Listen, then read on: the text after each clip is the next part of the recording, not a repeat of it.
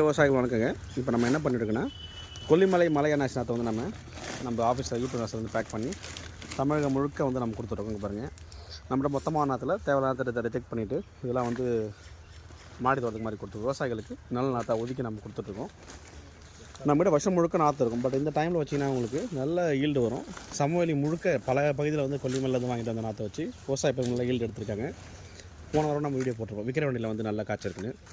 இது கடற்கரை ஓரமும் காய்க்குது, மலை உச்சிலையும் காய்க்குது. இதுக்கு தேவையானது என்னென்னா கொஞ்சம் ஈரப்பதமும் நேரம் கிடச்சின்னா ரொம்ப அற்புதமாக காய்க்குது. மற்ற இப்போ கேரளா நாற்றை கம்பேர் பண்ணுறப்ப உங்களுக்கு கொல்லிமலை நாற்று ரொம்ப வீரியமாக இருக்குது.